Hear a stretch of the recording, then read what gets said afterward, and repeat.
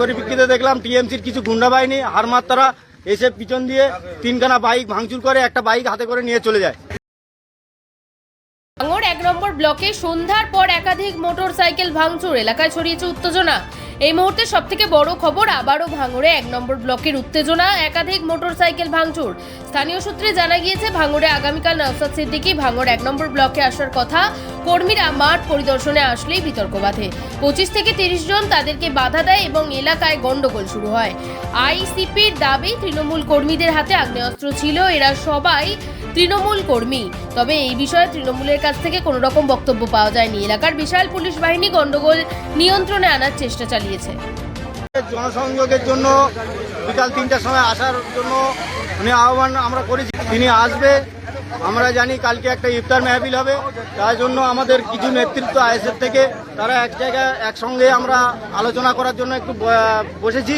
তার পরিপ্রেক্ষিতে দেখলাম টিএমসির কিছু গুন্ডা বাহিনী হারমাত্তারা এসে পিছন দিয়ে তিনখানা বাইক ভাঙচুর করে, একটা বাইক হাতে করে নিয়ে চলে যায়। আমরা প্রশাসনের দ্বারস্থ হয়েছি, প্রশাসন সেখানে দাঁড়িয়ে আছে, তারা নীরব হয়ে দর্শকের ভূমিকা নিয়ে তারা দাঁড়িয়ে আছে, তারা কোনো স্টেপ নিচ্ছে না।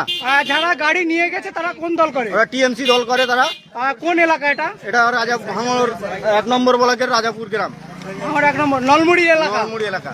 একেবারে আমরা আজকে কিছু নেতৃত্ব এখানে আলোচনা করতে এসেছিলাম যে কিভাবে এই কাজটা করা যায় এবং জায়গাটা কেমন হয়।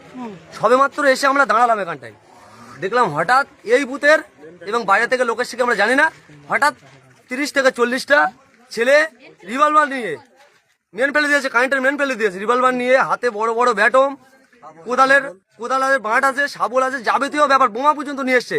আকাশে 4 রাউন্ড ফায়ার করেছে গুলি। এবং আমাদের যে কটা বাইক ছিল 4টে বাইক এখানে আছে, 2টো বাইক দেখতে পাচ্ছ, এখন আমার নিজের বাইক সেটা ভাঙচুর করে নিয়ে চলে গেছে, আরেকটা বাইক 2টো বাইক ভাঙচুর করে নিয়ে চলে গেছে।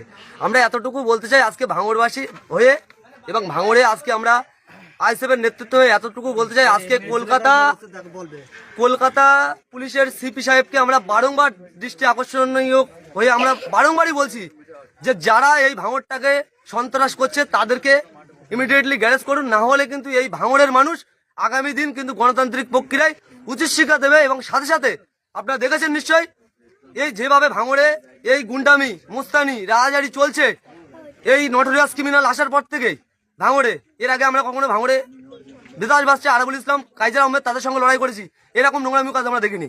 এই শওকাত মোল্লা এই নটোরিয়াস ক্রিমিনাল এখানে হওয়ার পরে আমরা কলকাতা পুলিশের উদ্দেশ্যে এতটুকু বার্তা দিতে চাই যে আপনারা ইমিডিয়েটলি এই বুথের যে পঞ্চায়েত মেম্বার মুসলিম তার ওয়াইফ, এই বুথের জেতেনি মানে ভোট হয়নি এমনি পঞ্চায়েত মেম্বার এবং সাদ্দাম, এই দুজনকে ইমিডিয়েটলি অ্যারেস্ট করতে হবে আজকে রাত্রের মধ্যে, না হলে কিন্তু কালকে এমএলএ আসলে কিন্তু এই বুথ থেকে আমরা গণরোষ তৈরি করবো এবং পাল্টা কিভাবে গণতান্ত্রিক প্রক্রিয়ায় উত্তর দিতে সেটাও আমরা দেবো।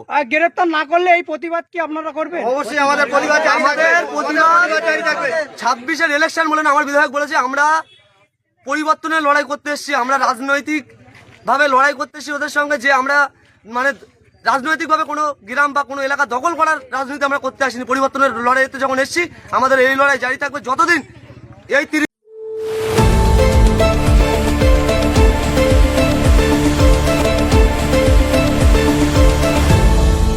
আপনারা দেখছেন এই বেলা বাংলা, শিরোনামে সবার আগে।